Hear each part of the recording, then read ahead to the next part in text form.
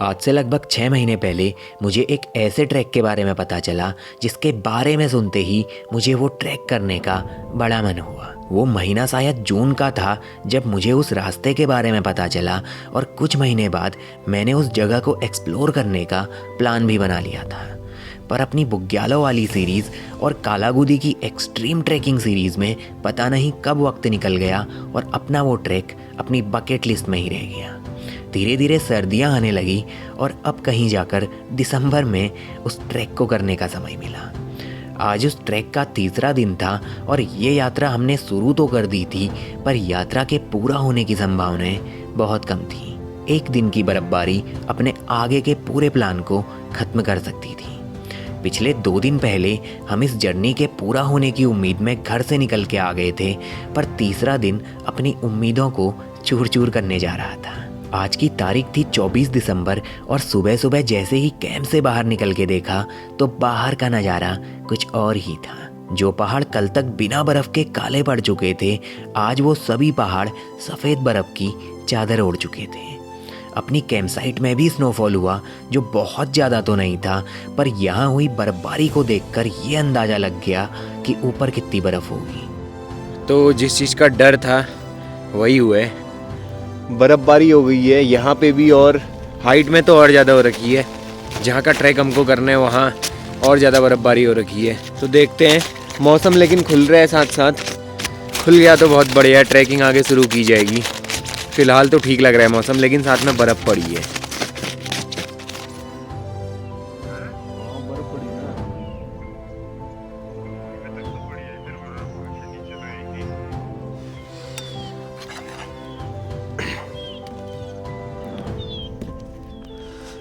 वाला डायलॉग दिखाना पड़ेगा। तो सुबह के 8 बज रहे और तारीख है 24 दिसंबर। आज सुबह उठ के देखा तो आसपास खतरनाक तगड़ी वाली बर्फबारी हो रखी है, और जिस जगह पे हमें 2500-2600 मीटर पे होगी ये जगह, या 2700 तक, और यहाँ पे भी बर्फ़ है, और इससे ऊंचाई के जितने भी स्थान हैं वहाँ पे तो और ज़्यादा बर्फ़ देखने को मिलेगी। तो इस जगह पे अपनी कैंप साइट थी कल, और नीचे से कहीं से आए हम। यहाँ नीचे गोल्फा गांव है। बर्फ़ देखिए कितनी पड़ी हुई है इस जगह पे। सुबह उठ के जैसे ही बाहर देखा तो सफ़ेद हो रखा था पूरा, और आसपास के पहाड़ों में भी देखे सफ़ेद हो रखे सारे पहाड़। कल तक इन पहाड़ों में बर्फ़ नहीं थी, और आज देखिए बर्फ़ से ढक चुके सारे पहाड़ आसपास के। ये स्थान लगभग 2600 मीटर की ऊंचाई में स्थित था और कल रात यहाँ भी स्नोफॉल हुआ था। इस यात्रा में हमको 3 ऊंचे पहाड़ों को पार करना था और पूरे ट्रैक का सबसे ऊंचा टॉप 3900 मीटर की ऊंचाई का था। सफ़र में आगे बढ़ने से पहले अगर मैप के थ्रू दिखाऊं तो गोल्फा गांव एक रिज लाइन के टॉप में बसा हुआ है, जिसके उत्तर में पंचाचूली रेंज और पूर्व की तरफ छिपला केदार का विशाल पहाड़ स्थित है। अगर अपने रूट को मैप के थ्रू दिखाऊं तो जिम्बा गधेरे के बाद इस ट्रैक की आखिरी धार का नाम बल्ची टॉप है, जो इस पूरे ट्रैक का सबसे ऊंचा पॉइंट है। अगर बल्ची टॉप की लोकेशन देखी जाए तो ये स्थान पंचाचूली रेंज और छिपला केदार रेंज को आपस में जोड़ने का काम करते हैं। पंचाचूली रेंज की एक रिज लाइन दक्षिण की तरफ नागलिंग और जिम्बा ग्लेशियर से होते हुए छिपला केदार रेंज तक जाती है, और इन दोनों श्रृंखलाओं का सबसे गहरा हिस्सा बल्छी टॉप है, जिसको पार करते ही धारचूला ब्लॉक में पहुंचा जाते हैं। तो सीधे शब्दों में बोला जाए तो गोल्फा से सुमदुम पहुंचने के लिए हमको छिपला केदार रेंज को ही पार करना था। तो छिपला केदार के पहाड़ में पड़ी बर्फ को देखकर अपने आगे के ट्रैक का अनुमान साफ साफ लगाया जा सकता था। इससे पिछली वीडियो में मैंने गोल्फा से सुमदुम तक के पूरे रूट को एक्सप्लेन किए है, तो अगर इंटरेस्टेड हो तो उस वीडियो को भी चेकआउट जरूर करना।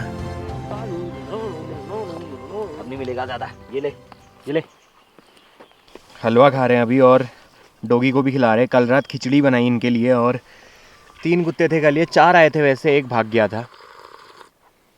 देखो मिनटों में बर्फ़ गायब हो गई इस जगह से। पानी डाल इसके ऊपर जल्दी। अभी पूरी बर्फ़ थी क्योंकि खाली फुहारे थी हल्की, जो यूरिया टाइप की मैं बता रहा था आपको, आते ही हट जाती हैं। तो हल्की धूप पड़ी नहीं, मतलब अच्छे से नहीं आया सूरज, और हल्की सूरज की रोशनी में वो अचानक से पिघल गई पूरी।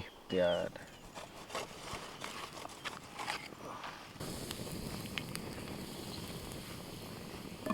बस इसको थोड़ा सा जलने देते हैं।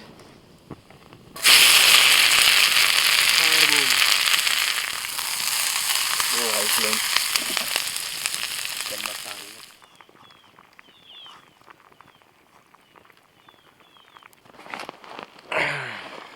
2 बज गए हैं और अभी तक यहाँ से ऊपर नहीं निकले हम लोग। मौसम तो मुझे ऐसे ही लग रहा है, प्रॉपर स्नोफॉल भी नहीं हुआ और धूप भी नहीं आ पा रही है। शायद कल से सही होगा। आज का प्लान यहाँ से ऊपर बढ़ने का है, पर कहाँ तक ये नहीं पता। अपने सुमदुम पहुंचने के चांसेस कम हो चुके थे क्योंकि पिछली रात स्नोफॉल हुआ था और आज का मौसम भी कुछ खास नहीं था। अगर आज का मौसम एकदम साफ रहता तो अपना ट्रैक मॉर्निंग में ही शुरू हो जाता, पर मौसम साफ ना होने की वजह से अपना काफ़ी समय कैंप साइट में ही लग गया। राहुल भाई और अपना साथ बस यहीं तक का था और अब राहुल भाई यहाँ से घर को लौटने वाले थे और अपना प्लान यहाँ से आगे बढ़ने का था। ये है निंगालू का पेड़। होमधुरा की वीडियो में आपको बताया था, कुछ गाने में भी इसका नाम है, जैसे होमधुरा का होम निंगालू बोला जाता है। यहाँ भी निंगालू बहुत अधिक संख्या में देखने को मिल रहे हैं। चारों तरफ पूरा निंगालू का ही जंगल है और ये काम आते हैं कुछ चीज़ें बनाने में, जैसे डोके बोला जाते हैं, लकड़ी के बनते हैं, टोकरी वगैरह इनसे बहुत बढ़िया बनती है। हमको ऊपर जाना था लेकिन ये रास्ता बहुत तिरछा ले जा रहा है, समझ नहीं आ रहा है कहाँ जा रहे हैं। कैंप साइट से आधे घंटे चलने के बाद वहाँ से इतना ही आए हैं, बस आधा घंटा फालतू इधर के जंगलों में भटक गए। अभी दिख रहा है नज़ारा, देखिए इस पहाड़ को चढ़ना है हमको, सामने है जो। फिर इसके बाद एक और ऐसा ही पहाड़ होगा, फिर आएगा मरमचूला, फिर वहाँ से और है 5-6 किलोमीटर धरतीधार है। और इन कुत्तों ने जीना आराम कर दिया, देखिए आ ही गए। अब सोच रहे हैं ऊपर कुछ भेड़ बकरी वाले हैं, उनके पास छोड़ दिया जाएगा इनको, और दूसरा कुत्ता पता नहीं कहाँ चला गया। अपने साथ कल 4 कुत्ते कैंप साइट में आए थे, जिनमें से 2 कुत्ते तो गांव को वापस लौट गए और 2 कुत्ते कैंप साइट में ही रुके हुए थे। जैसे ही हमने चलना शुरू किया, दोनों कुत्ते अपने साथ आने लगे, पर हम नहीं चाहते थे कि ये डॉगी अपने पीछे पीछे आए, क्योंकि आगे का रास्ता बहुत कठिन रहने वाला था और खराब मौसम रास्ते की मुश्किलों को और बढ़ा देता। कुछ देर हमने उनको भगाने की कोशिश करी, पर एक डॉगी अपने पीछे पीछे आता रहा।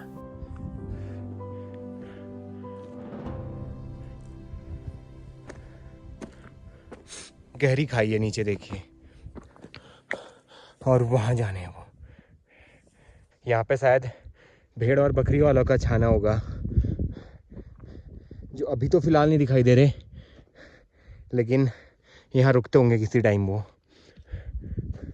और ऊपर सुबह के टाइम पे दिखाई दे रही थी कुछ बकरियाँ, तो देखते हैं जहाँ पे बकरी वाले मिलेंगे वहाँ पे इन डॉगीज़ को छोड़ना पड़ेगा। एक कुत्ता पता नहीं कहाँ चले गया, वो शायद नीचे को लौट गया होगा जहाँ तक है, और लेकिन अभी भी एक साथ में आ रहे हैं। क्या दिक्कत है तेरी, है पिंकी, क्या दिक्कत है?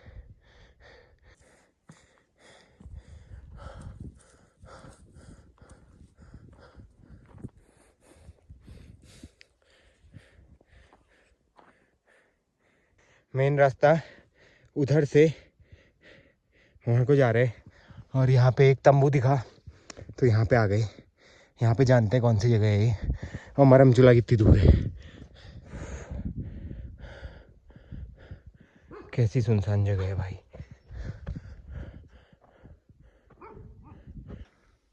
बर्फ़बारी शुरू हो चुकी है, हल्की हल्की फुहारें पड़नी शुरू हो गई है बर्फ़ की। मौसम का कुछ भरोसा नहीं है। आगे बढ़ रहे हैं, भले ही आराम आराम से बढ़ रहे हैं, रुकना ज़्यादा पड़ रहा है, पर आगे कंटिन्यू मूव कर रहे हैं हम, ये बड़ी बात है। तो कुछ इस तरह शाम के 3 बजे ढुरिंखाल से चलने के बाद, आधा घंटा जंगल में भटकने के बाद, शाम के 4:30 बजे हम इस स्थान पे पहुँचे जहाँ पर गुल्फा गांव के कुछ भेड़ बकरी पालक अपने जानवरों के साथ रुके थे। भेड़ बकरी वालों का ये छाना ढुरिंखाल के ऊपर और मरमचूला से लगभग 1.5-2 किलोमीटर नीचे था, जहाँ पर पानी का एक स्रोत था। दिसंबर के महीने में इस पूरे ट्रैक में कुछ सिलेक्टेड लोकेशंस में ही पानी था, जिस कारण अपने को ठीक वहाँ टेंट लगाना था जहाँ पानी का स्रोत था। फिलहाल तो बर्फ़बारी होने लगी है, तो बर्फ़बारी में आगे बढ़ने से अच्छा कुछ देर यहाँ पे रुकने का प्लान है। यहाँ पे कुछ भेड़ बकरी वाले हैं जो फ़िलहाल नहीं है लेकिन उनका कैंप यहाँ पे लगा हुआ है। तो उनसे कुछ सारी बातें जानेंगे, उसके बाद ही आगे का सफ़र शुरू करेंगे। कैसा एक्सपीरियंस लक्की भैया? देखो यहाँ छोटे छोटे बच्चे हैं, कुत्ते के बच्चे बेचारे यहाँ सोए हुए हैं। अब बर्फ़ आ रही है लेकिन फ़िलहाल अंदर तो नहीं जा रही। देखिए छोटे छोटे बच्चे हैं, बहुत छोटे। इनको उड़ा देते हैं और इनको डर लगी है बेचारा को हमको देख के। इस पेड़ के नीचे दाजू लोगों ने सुलाए हैं यहाँ पे। इसी के बच्चे हैं जो वहाँ पे रखे हुए हैं, और जब वो आएंगे फिर दाजू ही खोलेंगे इसको, हम तो नहीं खोल सकते। जैसे कि मैंने आपको पुरानी वीडियोस में दिखाया है कि भेड़ बकरी पालक अपने जानवरों को लेकर मई के महीने बुग्यालों की तरफ चले जाते हैं और अक्टूबर तक ऊंचे बुग्यालों से नीचे लौट आते हैं। ठीक इसी तरह गुल्फा गांव के चरवाहे भी मई के महीने जोहार घाटी और दारमा घाटी को चले जाते हैं और अक्टूबर में वहां से वापस लौटकर 1-2 महीने इस जगह पर रुकते हैं। धीरे धीरे सभी जानवर अपने ठिकानों पर वापस लौटने लगे और अभी तक जहां सन्नाटा छाया हुआ था, जानवरों की चहल पहल से मानो ये स्थान वापस जीवित हो उठा। दाजू लोगों ने बताया कि मरमचुला पहुंचने तक अंधेरा हो जाएगा और वहां पानी का जो स्रोत था वो भी सूख चुका है, तो वहां पहुंचकर तुमको पानी नहीं मिल पाएगा। अपनी कैंप साइट दिखाता हूँ एक बार आपको। यहाँ पे एक तंबू है और इसी के जस्ट बगल पे यहाँ पे अपनी कैंप साइट है। देखिए तो बकरियाँ धीरे धीरे अपने छानों में लौटने लगी हैं। यहाँ भी हैं बहुत सारी बकरियाँ देखिए, और एक तंबू जो शुरुआत में दिखाया था वो कहीं इधर था पीछे तरफ। इस स्थान पर पानी भी मौजूद था और साथ में यहाँ से नज़ारे भी बहुत सुंदर दिखाई दिए, जिस कारण अपना आज का पड़ाव यहीं रहने वाला था। आज इस जर्नी का 3रा दिन पूरा हो चुका था और अभी तक हम लोग धरतीदार नहीं पहुँचे थे। बहुत अलग जाना पड़ेगा भाई। अच्छा, जब बर्फ हटी होती है तब है वहाँ जाना सही। तो बर्फ शुरू हो चुकी है, देखिए स्नोफॉल। और दादा ने तो साफ मना कर दिया है कि अगर कल ज़्यादा बारिश हुई तो ऊपर निकलना बहुत रिस्की होगा, मतलब नहीं निकलना चाहिए, ये बता रहे हैं।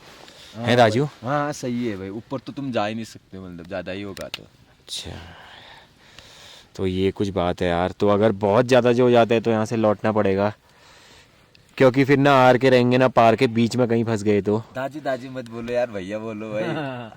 आपसे तो बहुत छोटा हो यार। नहीं नहीं ना, सबको दाजू ही बोलने की आदत है दाई ना, पहाड़ी टोन में ना दाजू वही बड़े भाई हुए। 2000 से पहले के हो आप? हाँ यार मैं तो बहुत छोटा हूँ। नहीं यार दाई, नहीं यार, हम तो 99 वाले हैं। मैं 98 वाला हूँ। हाँ देखो यार, आप बहुत बड़े हो यार। नहीं यार अच्छा दाई। आपकी एज कितनी और की है? मेरी 25, अब 26 पूरा हो जाएगा ये, अब 25-26। आपका? मेरा 25। अब देखो यार, अब मुझे क्या हो रहा है, 21-22। अच्छा, दाई को 21-22 क्या बात है यार। सही लगते ना यार, दाम मत करो ना। भैया कह सकते हो, मतलब भाई कह सकते हो। बिल्कुल बिल्कुल कि मैं छोटा हुआ तो मुझे मजा नहीं आता ना, कि मैं छोटा हुआ वो बड़े हुए, सही कह रहे हो भाई जी। इसमें मजा नहीं आता। रात होते होते बर्फबारी भी तेज होती गई और कुछ देर दाजू के साथ बैठकर हम अपने कैंप में वापस लौट गए। इस सफ़र के पूरा होने के आसार तो बहुत कम थे, तो अपना विचार था कोशिश करेंगे, जहाँ तक खतरा कम लगेगा वहाँ तक जाएंगे, वरना वापस लौट आएंगे।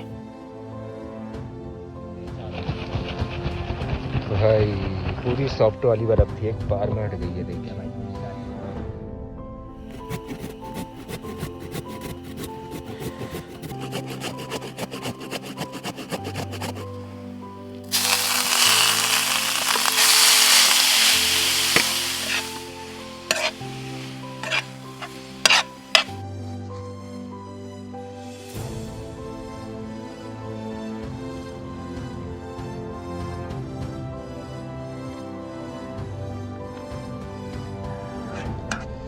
गाजर का हलवा है ये, दूध पड़ गया इसमें। तो ये बगल में जो भाई जी हैं जिनको मैंने दिखाया अभी, उनके लिए ले जा रहे थोड़ा, और बाकी हम रोटी के साथ खाएंगे घी लगा के। कल का दिन बड़ा ही खास था, क्योंकि कल अपने को धरतीदार होते हुए आगे का सफ़र तय करना था। तो उम्मीद है ये वीडियो आपको पसंद आई है। अगर पसंद आई है तो वीडियो को लाइक करना और चैनल को सब्सक्राइब ज़रूर करना। बहुत जल्द आप लोगों से फिर मुलाकात होगी इस यात्रा के 4थे अध्याय के साथ। तब तक के लिए stay safe and bye bye.